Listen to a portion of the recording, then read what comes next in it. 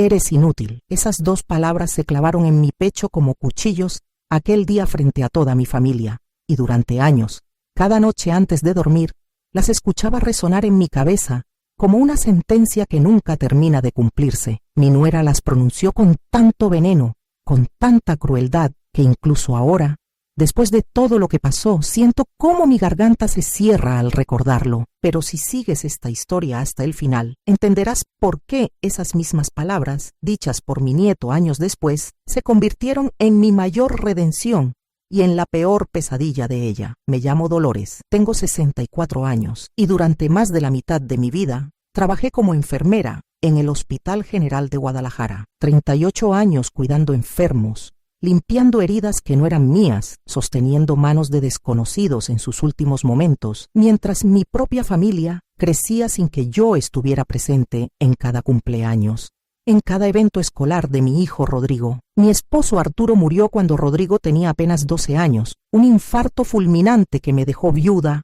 sola y con una responsabilidad enorme sobre mis hombros. Desde ese momento, trabajé dobles turnos, a veces hasta 3 trabajos simultáneos, limpiando casas los fines de semana, planchando ropa ajena hasta las 2 de la madrugada. Todo para que mi hijo tuviera una educación digna, para que pudiera ir a la universidad, para que nunca le faltara nada. Vendí las joyas que Arturo me había regalado en nuestro aniversario. Empeñé el reloj de oro de mi padre. Me quedé sin vacaciones durante 15 años seguidos. Cada peso que ganaba iba directo a las colegiaturas, a los libros, a la ropa que Rodrigo necesitaba para no sentirse menos que sus compañeros. Rodrigo estudió administración de empresas, se graduó con honores, consiguió un buen trabajo en una empresa de exportaciones. Yo estaba tan orgullosa, tan llena de esperanza, pensando que finalmente los sacrificios habían valido la pena. Pero entonces conoció a Valeria. La primera vez que la vi, algo en mi estómago se retorció, una sensación que no supe interpretar en ese momento, pero que ahora reconozco como el instinto de madre que nunca falla. Valeria era bonita, eso nadie podía negarlo, con su cabello largo y oscuro, siempre perfectamente peinado, sus uñas impecables, su ropa de marca que dejaba claro que venía de una familia con dinero. Pero había algo en sus ojos, en la forma en que me miraba de arriba abajo cuando nos presentaron, como si estuviera evaluando ganado en el mercado. «Mucho gusto, señora», me dijo con una sonrisa que no llegaba a sus ojos, y cuando extendí mi mano para saludarla, noté cómo observó mis dedos hinchados por años de trabajo, mis uñas cortas y sin pintar, la piel áspera de mis manos que ninguna crema podía suavizar ya. Desde el principio, Valeria dejó claro que yo no era suficiente para su nueva vida. En la primera cena familiar que organizó en el departamento que compartía con Rodrigo, antes de casarse, me senté en la mesa y ella inmediatamente comentó: «Ay, suegra, ten cuidado con ese vaso. Es de cristal fino que trajimos de Europa. Es muy delicado». Lo dijo con una risita como si fuera una broma, pero el mensaje era claro. Yo no sabía comportarme en lugares elegantes. Yo era demasiado tosca para sus cosas finas. Rodrigo no dijo nada, solo bajó la mirada a su plato, y eso me dolió más que las palabras de ella. ¿Te ha pasado algo parecido? Cuéntalo en los comentarios. La boda fue un evento ostentoso en el Jardín Real de Zapopan, con más de 300 invitados, la mayoría del lado de ella. Yo llegué con el único vestido decente que tenía, uno azul marino que había comprado años atrás para el funeral de mi hermana y que había mandado arreglar para la ocasión. Valeria me vio llegar y su rostro se transformó por un segundo, una mueca de disgusto que intentó ocultar rápidamente. «Suegrita, ¿qué? Interesante tu vestido», me dijo, y luego se volteó hacia una de sus amigas y escuché claramente cómo susurró: «Parece que viene de un mercado de segunda mano». Su amiga rió, una risa aguda y desagradable, y yo sentí cómo mis mejillas ardían de vergüenza, pero no dije nada, porque era el día de boda de mi hijo y no quería arruinarlo. Durante la fiesta me sentaron en una mesa al fondo, lejos de la familia principal, junto a primos lejanos que ni siquiera conocía. Vi desde lejos cómo Valeria brillaba en su vestido blanco de diseñador, cómo todos la admiraban, cómo Rodrigo la miraba como si fuera la única mujer en el mundo, y yo, su madre, la mujer que había sacrificado todo por él, era invisible. Los primeros meses después de la boda fueron relativamente tranquilos. Yo visitaba su casa una vez por semana, siempre los domingos por la tarde, llevándoles comida que había preparado con cariño, mole poblano como le gustaba a Rodrigo desde niño, tamales de pollo, arroz con leche. Valeria Recibía los recipientes con una sonrisa forzada. ¡Ay, suegra! ¡Qué amable!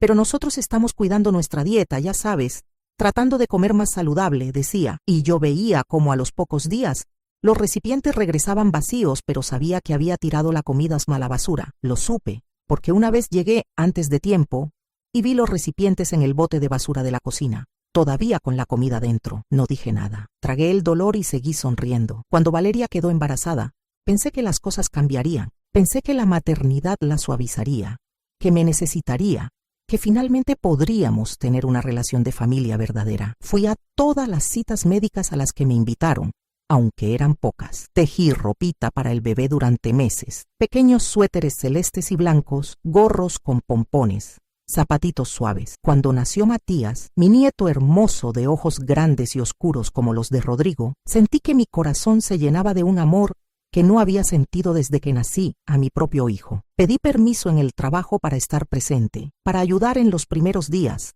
para ser la abuela que siempre soñé ser. Pero Valeria tenía otros planes. Suegra, aprecio tu intención, pero mi mamá ya se va a quedar aquí las primeras semanas para ayudarme. Creo que sería demasiada gente en la casa, me dijo, con su tono dulce y venenoso al mismo tiempo. Yo acepté, aunque me dolió profundamente. Esperé mi turno, esperé a que me llamaran, a que me dijeran que me necesitaban. La llamada llegó 3 meses después. Dolores, necesito que vengas el viernes. Mi mamá tiene un compromiso y alguien tiene que cuidar a Matías mientras yo voy al salón de belleza, dijo Valeria por teléfono, sin siquiera un por favor, como si yo fuera su empleada. Pero acepté, porque finalmente podría estar con mi nieto. Llegué a su casa ese viernes de octubre a las 10 de la mañana. Hacía calor, ese calor húmedo, típico de Guadalajara, que hace que la ropa se pegue al cuerpo. Valeria me abrió la puerta vestida como si fuera a una pasarela, con un vestido ajustado y tacones altos. Aquí está Matías. Acaba de comer hace 1 hora. Los pañales están en el cuarto, las toallitas también. No debería llorar mucho, pero si lo hace, solo cárgalo un rato. Vuelvo en 3 horas, me dijo mientras se pintaba los labios frente al espejo del recibidor. No me dio más instrucciones. No me preguntó si sabía cómo cuidar a un bebé, a pesar de que yo había sido enfermera y había cuidado a cientos de recién nacidos en mi carrera. Solo tomó su bolsa de marca y salió, dejándome sola con Matías. El bebé era un ángel. Dormía tranquilo en su cuna, respirando suavemente, con sus manitas cerradas en puños pequeños. Me senté en la mecedora junto a él y lo observé durante horas, memorizando cada detalle de su carita, el remolino en su cabello, la pequeña marca de nacimiento en su mejilla izquierda. Cuando despertó y comenzó a llorar, lo cargué con cuidado, sintiendo su calor contra mi pecho. Ese olor a bebé limpio y talco que te llena el alma. Le cambié el pañal, siguiendo todas las técnicas que conocía. Le hablé bajito.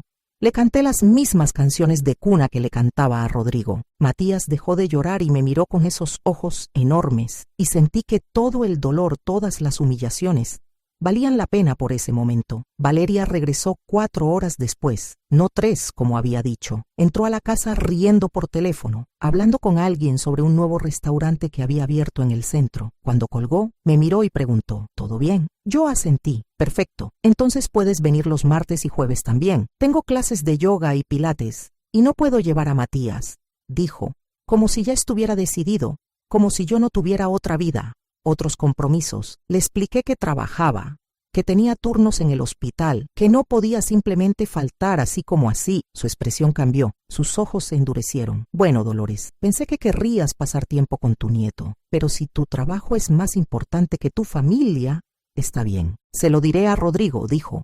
Y en ese momento supe que estaba usando a Matías como moneda de cambio, como herramienta para manipularme. Durante los siguientes meses, cambié mis turnos en el hospital, negocié con mis compañeras, perdí horas de sueño para poder estar disponible cuando Valeria me llamaba. Y me llamaba cada vez más seguido, pero nunca con anticipación, siempre a último momento. Dolores, necesito que vengas en 1 hora, se me presentó algo. O, suegra, ¿puedes cuidar a Matías este fin de semana? Rodrigo y yo necesitamos tiempo a solas. Yo iba, siempre iba, porque cada minuto con Matías era precioso, porque verlo crecer, escuchar sus primeras risas, estar ahí cuando dio sus primeros pasos, todo eso era un regalo que no podía rechazar. Pero Valeria nunca estaba satisfecha. Si Matías tenía un raspón en la rodilla de tanto gatear, era mi culpa. Dolores, tienes que estar más atenta.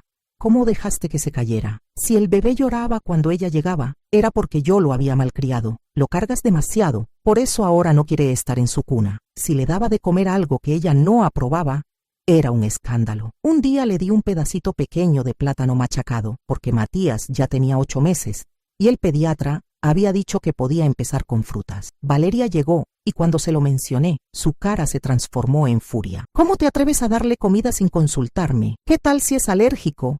¿Qué tal si le pasa algo? ¡Eres una irresponsable!, me gritó ahí mismo en la cocina. Matías, asustado por los gritos, comenzó a llorar. Yo intenté calmarlo, pero Valeria me lo arrebató de los brazos. Ya hiciste suficiente daño por hoy, vete. Si esta historia te remueve, dale like y comparte para apoyar a quienes viven situaciones similares. Rodrigo nunca me defendió. Cada vez que yo intentaba hablar con él sobre el trato de Valeria, él suspiraba cansado y decía: mamá, Valeria está estresada. Ser madre primeriza es difícil. No te lo tomes personal. Pero yo sí me lo tomaba personal porque era personal. Era una campaña sistemática para hacerme sentir pequeña, inútil, innecesaria. Y lo peor es que funcionaba. Comencé a dudar de mí misma, a preguntarme si realmente era tan inepta como ella decía, si mis 38 años de experiencia como enfermera no significaban nada cuando se trataba de cuidar a mi propio nieto. El día que todo estalló fue un sábado de abril. Hacía casi 2 años que Matías había nacido. Era el cumpleaños de Rodrigo, 33 años, y Valeria había organizado una fiesta en su casa, una reunión íntima con 20 personas. Todos amigos de ellos y familia de ella. Yo llegué temprano porque Valeria me había pedido que cuidara a Matías durante la fiesta para que ella pudiera atender a los invitados. Es lo único que te pido, Dolores, que te encargues de Matías. Ya bastante tengo con organizar todo esto, me había dicho por teléfono 2 días antes. Yo acepté, como siempre. Llegué con un regalo para Rodrigo. Un reloj que había estado ahorrando durante meses para comprar, uno elegante que había visto que él admiraba en un aparador del centro. También llevé un pastel que había horneado yo misma, el favorito de Rodrigo desde que era niño. 3 leches con cajeta. Valeria recibió el pastel con una sonrisa burlona. ¡Ay, suegra! ¡Qué tierno! Pero ya encargué una tarta de frambuesa de la pastelería francesa. Pero gracias de todos modos, dijo, y dejó mi pastel en una esquina de la cocina, sin siquiera sacarlo de la caja. La fiesta comenzó y yo me quedé en el cuarto de Matías, jugando con él, leyéndole cuentos, dándole de cenar su papilla, mientras escuchaba las risas y la música que venían de la sala. Matías era un niño hermoso de casi 2 años ya, con rizos oscuros y una sonrisa que iluminaba cualquier habitación. Me decía Lola, porque todavía no podía pronunciar abuela, y ese sonido era lo más dulce que había escuchado en mi vida. Estábamos jugando con sus bloques de colores cuando escuché que alguien tocaba la puerta del cuarto. Era una amiga de Valeria, una mujer delgada con lentes de diseñador. Valeria dice que lleves a Matías a la sala. Quiere que todos lo conozcan, me dijo. Tomé a Matías en brazos y salí. La sala estaba llena de gente elegante, todos con copas de vino en la mano, riendo y conversando. Valeria estaba en el centro, radiante con un vestido rojo ajustado, siendo el alma de la fiesta. Cuando me vio entrar con Matías, su expresión cambió por un segundo. Una sombra cruzó su rostro, pero rápidamente sonrió. Miren todos, aquí está mi bebé hermoso, dijo, y se acercó para tomar a Matías de mis brazos. Pero Matías, que había estado cómodo conmigo, comenzó a llorar cuando ella intentó cargarlo. Se aferró a mi cuello, gritando: «¡No, Lola! ¡Lola!». El silencio que cayó sobre la sala fue sepulcral. Todos miraban la escena, algunos con incomodidad, otros con curiosidad. Valeria intentó de nuevo tomar a Matías, pero él se resistía, llorando cada vez más fuerte. «Matías, ven con mami», decía ella con voz tensa, pero el niño solo se aferraba más a mí. Finalmente, después de varios intentos fallidos, Valeria explotó. Su rostro se contorsionó en una mueca de rabia que nunca había visto antes, y entonces gritó con toda la fuerza de sus pulmones frente a todos los invitados: «Eres inútil, ni siquiera sirves para cuidar a tu nieto, lo único que haces es malcriarlo y hacer que me rechace. Estoy harta de ti, harta de tu cara de mártir, harta de que aparezcas aquí como si fueras importante». El tiempo se detuvo. Podía sentir todas las miradas sobre mí, podía escuchar mi propio corazón latiendo en mis oídos como un tambor. Matías seguía llorando en mis brazos, asustado por los gritos. Rodrigo estaba parado junto a Valeria, con la boca abierta, pero no dijo nada, absolutamente nada en mi defensa. La madre de Valeria, Una señora de cabello teñido de rubio que estaba sentada en el sofá se rió. ¡Ay, Valeria! ¡Cálmate! No vale la pena, dijo con tono condescendiente, y otras personas comenzaron a murmurar entre ellas. Yo no lloré ahí, no les di esa satisfacción. Con toda la dignidad que pude reunir, le devolví a Matías en los brazos. El niño seguía llorando y estirando sus manitas hacia mí, pero yo ya no podía sostenerlo, porque si lo hacía, si lo abrazaba una vez más, me iba a derrumbar completamente. Perdón por existir, dije con voz baja pero firme, mirando directo a los ojos de Valeria, y me fui. Salí de esa casa con la cabeza en alto, pero apenas llegué a mi coche estacionado a 2 cuadras porque no había lugar frente a la casa, me desmoroné. Lloré como no había llorado desde la muerte de Arturo. Lloré por la humillación, por las palabras crueles, por el silencio de mi hijo, por el rechazo, por años de sacrificios que parecían no significar nada. Durante las siguientes semanas, esperé que Rodrigo me llamara, que se disculpara, que al menos reconociera lo que había pasado, pero el teléfono nunca sonó. Pasó 1 mes, luego 2. Finalmente, llamé yo. Rodrigo contestó con voz incómoda. Mamá, necesito que entiendas que Valeria está bajo mucho estrés. Ser madre es difícil y tú, bueno, a veces eres muy intensa con Matías. Creo que es mejor que nos des un poco de espacio.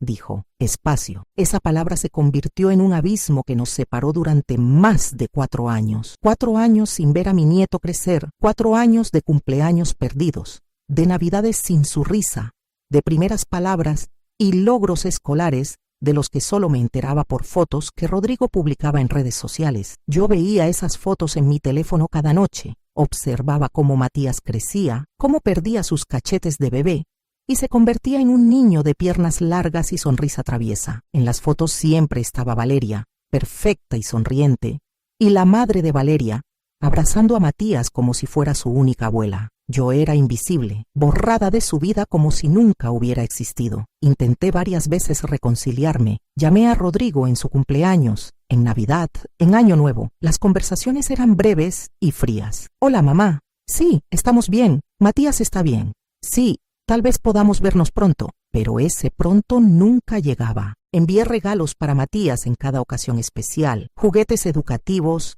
ropa, libros. Nunca recibí un mensaje de agradecimiento. Nunca supe si siquiera los recibió o si Valeria los tiraba hasta la basura como hacía con mi comida. La soledad de esos años fue devastadora. Mis compañeras del hospital notaron el cambio en mí, cómo había perdido peso, cómo las ojeras se habían vuelto permanentes en mi rostro. Dolores, ¿estás bien? Te ves cansada, me decían. Pero ¿cómo explicarles que me sentía vacía, que cada día era una lucha por encontrar sentido a todo? Había sacrificado mi juventud, mi salud, mis propios sueños por criar a Rodrigo, y ahora él me había desechado como si yo fuera basura. Fue durante ese tiempo que comencé a ir a terapia. Mi doctora, una mujer joven pero sabia llamada Patricia, me ayudó a entender que yo no era inútil, que el problema no era mío, que había hecho todo lo que una madre podía hacer y más. Dolores, tú no puedes controlar las acciones de otras personas, solo las tuyas, y tú has actuado con amor, con dignidad, con sacrificio. Eso tiene valor independientemente de si ellos lo reconocen o no, me dijo en una sesión. Sus palabras fueron como bálsamo en una herida abierta. Lentamente, muy lentamente, comencé a reconstruirme. Empecé a hacer cosas para mí. Me inscribí en clases de pintura los sábados, comencé a viajar con un grupo de amigas del hospital a pueblos cercanos los fines de semana. Adopté una gata que me hacía compañía en las noches solitarias. Pero el dolor nunca se fue completamente. Cada vez que veía a una abuela con su nieto en el parque, cada vez que escuchaba a mis compañeras hablar de los logros de sus nietos, sentía una punzada en el pecho que me recordaba todo lo que había perdido. El reencuentro llegó de la forma más inesperada. Era un martes por la tarde. Yo estaba regando las plantas de mi pequeño jardín cuando escuché el timbre. No esperaba a nadie, así que me sorprendió. Abrí la puerta y ahí estaba Rodrigo, con cara de cansancio y algo en sus ojos que no había visto en años. Culpa. Mamá, necesito hablar contigo, dijo con voz quebrada. Lo dejé pasar, le preparé café y nos sentamos en la mesa de la cocina donde tantas veces habíamos desayunado juntos cuando era niño. Valeria y yo nos estamos divorciando, dijo sin rodeos. La noticia me impactó, pero no dije nada. Solo esperé a que continuara. Las cosas han estado mal durante mucho tiempo. Ella no es la persona que yo creía que era. Ha sido controladora, manipuladora, no solo contigo, sino con todos. Y Matías pregunta por ti constantemente. Encontró una foto tuya en un cajón hace unos meses y me preguntó quién eras. Cuando le dije que eras su abuela, me dijo que quería conocerte. La voz de Rodrigo se quebró. Mamá, lo siento. Siento mucho todo. Fui un cobarde. Te abandoné cuando más me necesitabas. Dejé que Valeria te tratara así. No tengo excusa.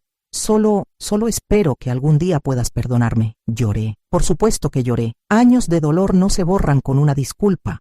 Pero era un comienzo. Quiero ver a Matías, fue lo único que pude decir. Rodrigo asintió. Mañana si quieres. Él está ansioso por conocerte. El día siguiente fue uno de los más importantes de mi vida. Rodrigo trajo a Matías a mi casa. El niño tenía 6 años ya.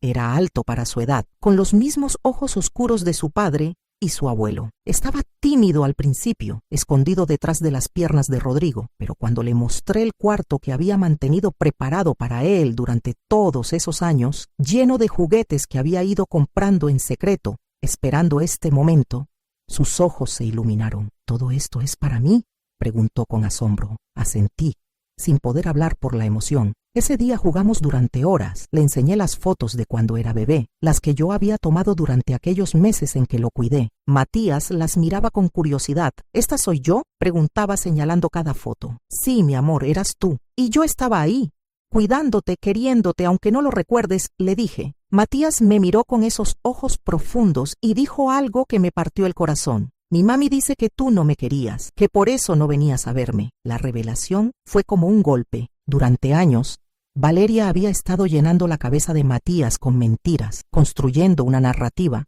en la que yo era la villana, la abuela desinteresada que había elegido no estar presente. Rodrigo, que escuchó esto, se puso pálido. Matías, eso no es cierto. Tu abuela Lola te quiere más que a nada en el mundo. Fue tu mamá quien no la dejaba verte, dijo con voz temblorosa. El niño parecía confundido, tratando de procesar información contradictoria. Durante las siguientes semanas, Matías comenzó a visitarme regularmente. Al principio solo unas horas, luego fines de semana completos. Rodrigo estaba en medio de un divorcio complicado. Valeria estaba peleando la custodia, exigiendo la casa, el coche, una pensión exorbitante. Pero yo me mantuve al margen de eso, enfocada solo en recuperar el tiempo perdido con mi nieto. Le enseñé a hacer galletas, jugamos en el parque, le leí cuentos antes de dormir, todas las cosas que me habían robado durante años. Matías era un niño inteligente y sensible. Poco a poco, comenzó a hacerme preguntas sobre el pasado. Abuela Lola, ¿por qué mi mamá dice que tú eres mala? ¿Es verdad que tú no querías cuidarme cuando era bebé? Cada pregunta era una daga, pero yo respondía con la verdad, sin hablar mal de Valeria,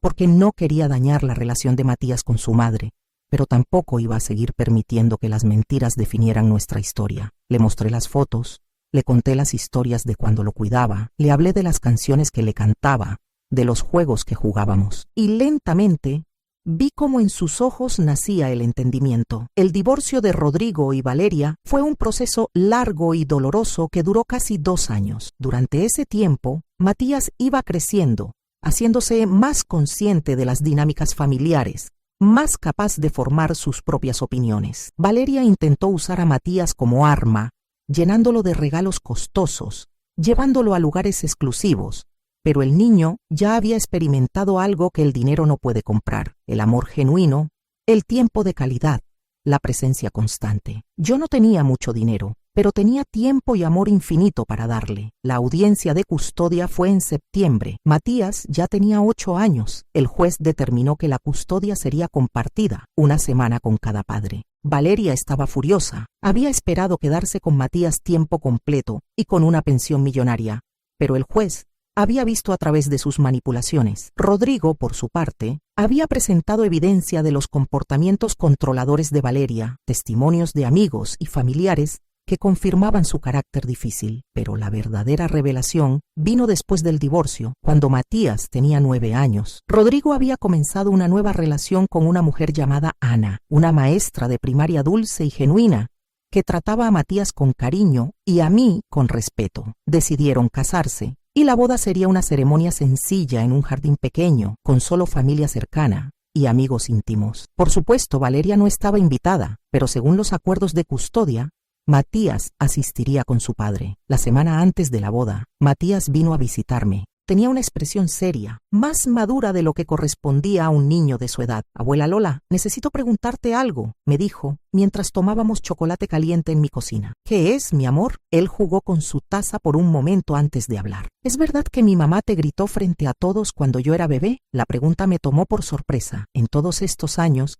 nunca le había contado los detalles de aquella horrible tarde. ¿Quién te dijo eso? Pregunté con cuidado. Escuché a mi papá hablando con Ana. Estaban discutiendo sobre si invitarte a la boda en un lugar especial o algo así, y mi papá dijo que querías que fueras porque tú nunca habías tenido el lugar que merecías en mi cumpleaños cuando era chiquito. Y luego dijo algo sobre que mi mamá te había gritado. Matías me miraba con ojos inquisitivos, esperando la verdad. No podía mentirle, no después de todo lo que habíamos construido. Sí, mi amor, es verdad. Pero eso fue hace mucho tiempo, y ya no importa.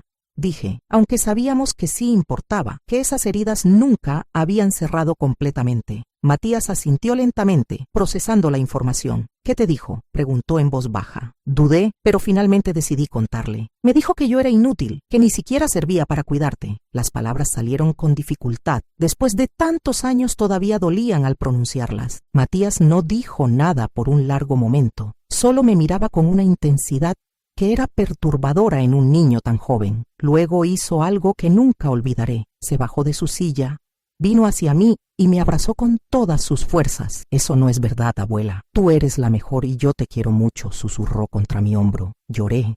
No pude evitarlo. Todos esos años de dolor, de rechazo, de sentirme inadecuada, comenzaron a sanar en ese abrazo. La boda de Rodrigo y Ana fue hermosa. Me sentaron en primera fila, junto a los padres de Ana. Rodrigo se aseguró de que me sintiera honrada, incluida, valorada. Durante la ceremonia, cuando el oficiante preguntó si alguien tenía alguna objeción, hubo un momento de silencio tenso porque todos sabíamos que Valeria había amenazado con aparecer y arruinar el evento, pero no lo hizo. La recepción fue alegre, con música en vivo y buena comida. Matías estaba elegante con su traje pequeño, actuando como paje de honor, llevando los anillos con seriedad y orgullo. Fue durante el brindis cuando todo cambió. Rodrigo había dado su discurso, agradeciendo a todos por estar ahí, hablando sobre el amor y las segundas oportunidades. Ana había hablado sobre su gratitud por encontrar una familia tan maravillosa. Y entonces, Matías pidió el micrófono. Rodrigo pareció sorprendido,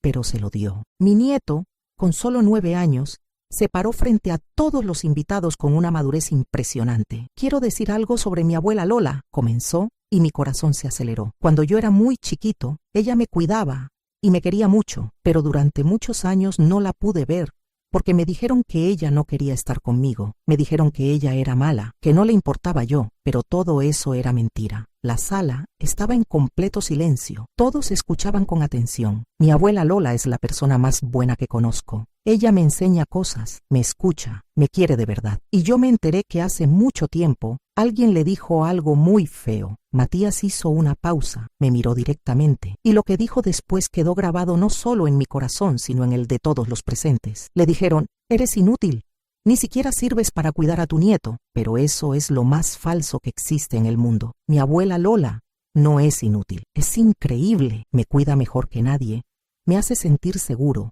me hace sentir amado, y quiero que todos sepan que si alguien vuelve a decir algo malo de ella, yo voy a defenderla, porque ella es mi héroe. Si esta historia te tocó el corazón, comparte para que más personas aprendan. Comenta desde qué ciudad nos miras y si quieres que contemos más historias como esta, suscríbete y activa la campana. El silencio después de sus palabras fue ensordecedor por unos segundos y luego toda la sala estalló en aplausos. Lágrimas corrían por las mejillas de muchos invitados, incluso personas que no conocían toda la historia estaban visiblemente emocionadas. Rodrigo tenía los ojos rojos. Ana estaba llorando abiertamente. Yo no podía moverme. Estaba paralizada por la emoción, por el orgullo, por el amor inmenso que sentía por ese niño valiente que había decidido honrarme públicamente. Matías bajó del pequeño estrado donde estaban los novios y caminó directamente hacia mí. Me abrazó fuerte, y yo lo abracé de vuelta, sintiendo cómo años de dolor comenzaban finalmente a transformarse en algo diferente, en redención, en justicia, En reconocimiento, «Te quiero, abuela Lola», me susurró al oído, y yo solo pude responder, «Yo también te quiero, mi niño hermoso», más de lo que las palabras pueden expresar. El resto de la noche fue una celebración no solo del matrimonio de Rodrigo y Ana, sino también de algo más profundo, de la verdad saliendo a la luz, de los vínculos familiares verdaderos superando la manipulación y el dolor. Varios invitados se acercaron a mí durante la fiesta para decirme palabras de apoyo, para compartir sus propias historias de conflictos familiares, para reconocer mi fortaleza. Lo que Matías no sabía, lo que nadie en esa fiesta sabía excepto Rodrigo y yo, era que Valeria había intentado hasta el último momento sabotear la relación entre Matías y yo. Apenas 2 semanas antes de la boda, había enviado mensajes a Rodrigo exigiendo que yo no asistiera al evento, amenazando con llevar el caso de nuevo a los tribunales, argumentando que yo era una influencia negativa para Matías. Pero Rodrigo, que había pasado los últimos años reconstruyendo su relación conmigo y enfrentando sus propios errores, se mantuvo firme. «Mamá estará en mi boda y tiene Lisdén el lugar de honor que siempre debió tener. Si no te gusta, es tu problema, no el nuestro», le había respondido. Valeria había intentado manipular a Matías también, en las últimas semanas antes de la boda. Durante el tiempo que el niño pasaba con ella, le decía cosas como, «Tu papá está reemplazándome con esa mujer», o «Tu abuela Dolores solo finge que te quiere para ponerte en mi contra». Pero Matías ya era lo suficientemente mayor y lo suficientemente inteligente como para reconocer la manipulación. Había aprendido a confiar en lo que veía con sus propios ojos, en lo que sentía en su propio corazón, más que en las palabras envenenadas de su madre. Las semanas siguientes a la boda trajeron consecuencias inesperadas. Alguien había grabado el discurso de Matías y lo había subido a redes sociales sin pedir permiso. El video se volvió viral. Millones de personas lo vieron, lo compartieron, comentaron. Los mensajes llegaban por montones, personas compartiendo sus propias historias de ser rechazados por sus familias, de suegras crueles, de hijos ingratos, de nietos perdidos. Había algo universal en nuestra historia que tocaba fibras profundas en la gente. Valeria, por supuesto,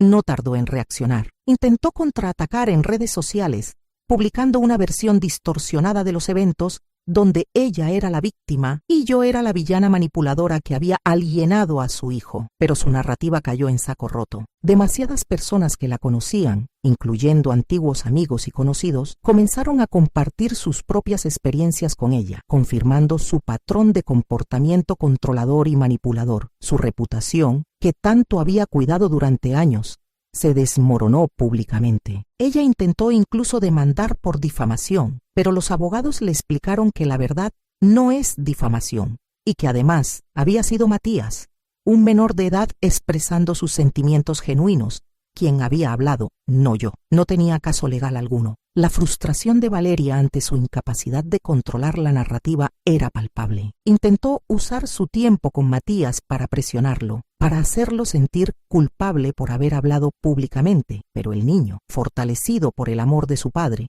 de Ana y mío, no cedió. Hubo un momento particularmente revelador meses después de la boda. Matías tenía una presentación escolar, un pequeño proyecto sobre mi héroe favorito. Tanto Rodrigo como Valeria asistieron, sentados en lados opuestos del auditorio, manteniendo la paz tensa que caracterizaba todas sus interacciones públicas. Yo también estaba ahí, invitada por Matías expresamente. Cuando fue el turno de Matías, subió al escenario con un póster que había hecho él mismo. En lugar de elegir un superhéroe de películas o un deportista famoso como la mayoría de sus compañeros, había puesto fotos mías, fotos de cuando era joven en mi uniforme de enfermera, fotos de los dos juntos cuando era bebé, fotos recientes de nuestras tardes de galletas y juegos, y con su voz clara de niño de 9 años, explicó por qué yo era su héroe, porque ella trabajó muy duro toda su vida para ayudar a otras personas, porque sacrificó muchas cosas para cuidar a mi papá, porque nunca se rindió aunque la trataran mal, y porque me ama sin importar qué. Vi a Valeria en su asiento, su rostro una máscara de rabia contenida. No podía hacer una escena, no ahí, no frente a todos los otros padres y maestros, pero la derrota en sus ojos era evidente. Había perdido no solo la batalla legal por la custodia, sino algo mucho más importante, la batalla por el corazón y la mente de su hijo. Después de la presentación, varios padres se acercaron a felicitarme. Una señora mayor, con lágrimas en los ojos, me tomó de las manos y me dijo: yo también fui rechazada por mi nuera durante años. Ver a su nieto honrarla así me da esperanza de que algún día mis nietos también vean la verdad. Intercambiamos historias, números de teléfono, nos convertimos en amigas. Descubrí que no estaba sola, que había todo un mundo de abuelas heridas, de madres rechazadas, de mujeres que habían dado todo y recibido desprecio a cambio. Con el tiempo establecí un grupo de apoyo informal que se reunía mensualmente en mi casa. Éramos entre 8 y 12 mujeres, todas con historias similares, todas buscando sanar, buscando entender que nuestro valor no dependía del reconocimiento de aquellos a quienes habíamos amado y servido. Compartíamos estrategias para mantener la dignidad, para establecer límites saludables, para no perder la esperanza de una eventual reconciliación sin sacrificar nuestro amor propio en el proceso. Matías seguía creciendo, convirtiéndose en un joven cada vez más consciente y empático. Su relación con Valeria era complicada. Él la amaba porque era su madre, pero también había aprendido a establecer límites, a no dejarse manipular, a reconocer cuando ella estaba intentando usar tácticas emocionales para controlarlo. Rodrigo y Ana tuvieron una hija, Sofía, mi nieta, y esta vez estuve presente desde el principio. Estuve en la sala de partos. Fui la primera persona, además de los padres, en cargar a esa bebé hermosa. Ana, a diferencia de Valeria, valoraba mi experiencia, me consultaba sobre crianza, me incluía en las decisiones importantes. Era la relación que siempre había soñado tener con una nuera. Un día, cuando Matías tenía 12 años, vino a hablar conmigo. Estábamos en mi jardín, él ayudándome a plantar unas rosas nuevas que había comprado. «Abuela Lola, ¿tú perdonaste a mi mamá?», me preguntó de repente, sus manos llenas de tierra. La pregunta me tomó desprevenida. Había pensado mucho sobre el perdón a lo largo de los años. Había hablado con mi terapeuta al respecto. Había meditado sobre ello en las noches solitarias. «El perdón es complicado, mi amor», le respondí con honestidad. «No significa olvidar lo que pasó, ni significa permitir que te lastimen de nuevo. Yo he perdonado a tu mamá en el sentido de que ya no cargo con rabia hacia ella, ya no deseo venganza ni que le vaya mal, pero eso no significa que tengamos que ser amigas, ni que tenga que exponerme a ser lastimada otra vez. El perdón es para mi paz interior, no para conveniencia de otros». Matías asintió, procesando mis palabras con esa seriedad que lo caracterizaba. «A veces me siento mal por querer estar más contigo que con ella», confesó en voz baja, y mi corazón se apretó. «Mi amor, no tienes que sentirte mal por eso. Tu mamá es tu mamá y siempre lo será. Y está bien que la ames, pero también está bien que reconozcas que algunas personas nos hacen sentir más seguros, más amados, más cómodos que otras. Eso no te hace una mala persona. Te hace un ser humano con la capacidad de discernir quién te trata bien y quién no». Años más tarde, cuando Matías tenía 16 años y estaba en la preparatoria, escribió un ensayo para su clase de literatura sobre un momento que cambió mi vida. Eligió escribir sobre aquella tarde de su discurso en la boda de su padre, pero desde su perspectiva. Me pidió permiso para leerme el ensayo antes de entregarlo. Quería saber si yo estaba cómoda con que expusiera nuestra historia una vez más. Me senté en mi sala mientras él leía con voz que ya se había vuelto más grave, más de hombre que de niño. En el ensayo, Matías describía cómo había sido criado con una narrativa sobre mí que resultó ser completamente falsa, cómo el descubrimiento de la verdad lo había hecho cuestionar todo lo que creía saber, cómo había aprendido la importancia de formar juicios propios basados en experiencias directas en lugar de en las palabras de otros. Escribió sobre el momento en que decidió hablar en la boda, sobre el miedo que sentía de decepcionar a su madre, pero la necesidad más fuerte de honrar la verdad y defender a alguien que lo merecía. Ese día aprendí que el coraje no es la ausencia de miedo, sino actuar correctamente a pesar del miedo, había escrito. Cuando terminó de leer, ambos teníamos lágrimas en los ojos. «Estoy muy orgullosa de ti», le dije, «no solo por defenderme, sino por la persona en la que te has convertido. Eres empático, justo, valiente. Esas cualidades valen más que cualquier título o éxito material». Matías me abrazó, y en ese abrazo estaban todos los años recuperados, todas las heridas sanadas, todo el amor que habíamos logrado preservar a pesar de todo. El ensayo de Matías ganó un premio en su escuela y fue publicado en la revista literaria estudiantil. Valeria, que seguía monitoreando obsesivamente todo lo relacionado con Matías, seguramente lo leyó. Nunca dijo nada al respecto, pero según Rodrigo, Después de eso dejó de intentar hablar mal de mí frente a Matías. Había entendido finalmente que había perdido esa batalla, que cada intento de dañar mi relación con mi nieto solo fortalecía nuestro vínculo y debilitaba el de ella con él. Ahora, a mis 71 años, miro hacia atrás y veo una vida marcada tanto por el sufrimiento como por la redención. Esas palabras que Valeria me gritó hace tantos años: eres inútil, ni siquiera sirves para cuidar a tu nieto.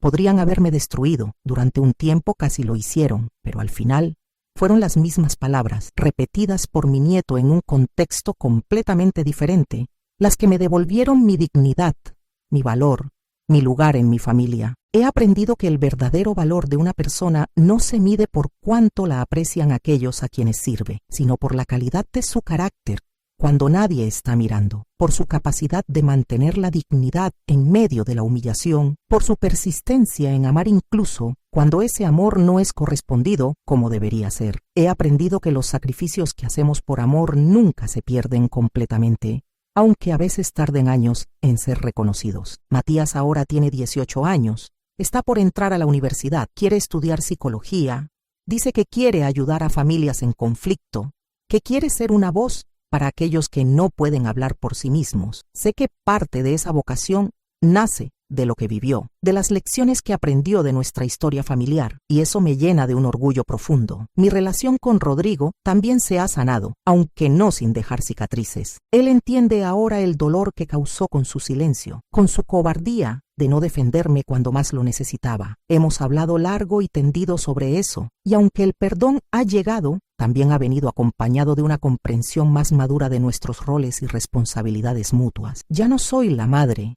que acepta cualquier cosa con tal de no perder a su hijo. Ahora soy una mujer que conoce su valor y exige ser tratada con respeto, y Rodrigo ha aprendido a honrar eso. En cuanto a Valeria, sigue siendo parte de la vida de Matías porque es su madre, y yo nunca he intentado interferir con esa relación, pero las dinámicas han cambiado completamente. Ella ya no tiene el poder que una vez tuvo, ya no puede manipular narrativas ni controlar percepciones. Matías la visita, pasa tiempo con ella, pero siempre con límites claros, siempre con la conciencia plena de quién es ella realmente. A veces me preguntan las mujeres de mi grupo de apoyo, ¿cómo logré sobrevivir a esos años de rechazo? ¿Cómo no me rendí? ¿Cómo mantuve la esperanza cuando todo parecía perdido? La respuesta es compleja, pero si tuviera que resumirla, diría esto: sobreviví porque decidí que mi valor no dependía de que otros lo reconocieran, porque encontré propósito en otras áreas de mi vida mientras esperaba, porque mantuve la puerta de mi corazón abierta sin permitir que eso significara aceptar maltrato,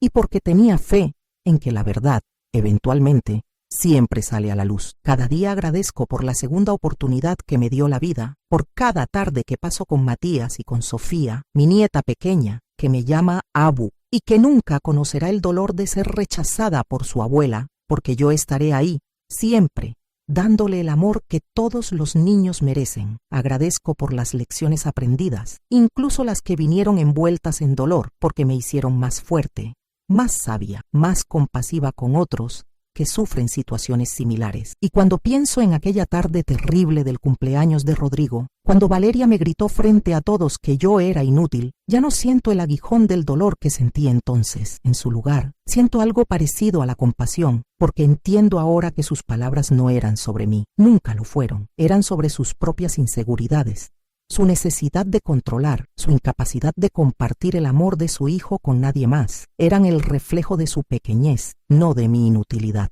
La verdadera victoria no fue el reconocimiento público de Matías en la boda, aunque eso fue profundamente sanador. La verdadera victoria fue haberme mantenido fiel a mis valores, haber preservado mi dignidad, haber continuado siendo una buena persona, incluso cuando otros no lo eran conmigo, haber elegido el amor sobre el resentimiento cada día durante años. Esa es la lección que espero que Matías lleve consigo toda su vida, que la forma en que otros te tratan dice más sobre ellos que sobre ti, y que tu valor es intrínseco, no otorgado por nadie más. Si tú que estás escuchando esta historia has pasado por algo similar, si has sido rechazado por tu familia, humillado por aquellos que deberías poder confiar, quiero que sepas que no estás solo. Tu dolor es válido.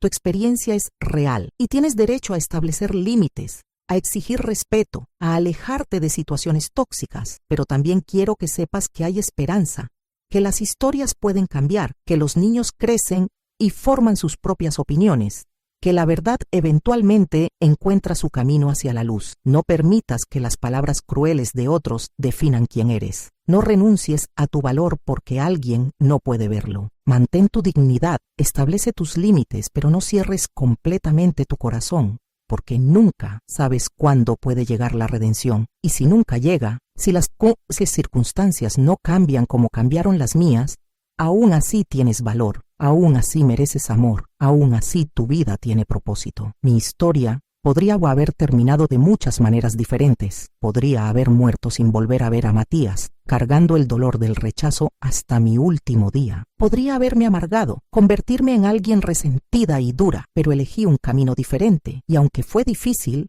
aunque hubo días en que quería rendirme, al final valió la pena cada lágrima, cada noche de insomnio, cada momento de duda. Hoy, cuando abrazo a Matías o juego con Sofía en mi jardín, cuando cocino para toda la familia los domingos y veo la mesa llena de risas y conversación, cuando Ana me consulta sobre algún problema con los niños o Rodrigo viene a pedirme consejo, siento una paz profunda. No es la vida perfecta que imaginé cuando era joven. Ha estado marcada por heridas y cicatrices, pero es mi vida, construida con autenticidad, con resiliencia, con amor que se negó a morir incluso en la oscuridad. Y esas palabras de Valeria, eres inútil, ni siquiera sirves para cuidar a tu nieto, ahora resuenan en mi memoria no como una condena, sino como un recordatorio de cuánto he superado, de cuán lejos he llegado, de cómo la opinión equivocada de una persona no pudo destruir la verdad de quién soy realmente. Soy Dolores, tengo 71 años, dediqué mi vida a cuidar de otros, sobreviví al rechazo y la humillación y emergí al otro lado no solo intacta, sino fortalecida. Y si eso no es útil, si eso no tiene valor, entonces no sé qué lo tiene. A todas las abuelas, madres, mujeres que están pasando por situaciones similares les digo, resistan, no con amargura ni venganza, sino con la dignidad tranquila de quien conoce su propio valor. Resistan con límites claros, con amor propio inquebrantable, con la esperanza de que la verdad tarde o temprano encuentra su camino. Y si al final del día nadie más reconoce su valor, reconózcanlo ustedes mismas, porque eso es suficiente. Ustedes son suficientes. Esta es mi historia, una historia de humillación y redención, de rechazo y reencuentro, de palabras que intentaron destruir, pero que al final se convirtieron en instrumentos de justicia. Si esta historia te tocó el corazón, comparte para que más personas aprendan. Comenta desde qué ciudad nos miras y si quieres que contemos más historias como esta, suscríbete y activa la campana. Gracias por escuchar, gracias por estar aquí y recuerda siempre, tu valor no depende de que otros lo reconozcan, pero cuando finalmente lo hacen, la dulzura de esa redención es incomparable.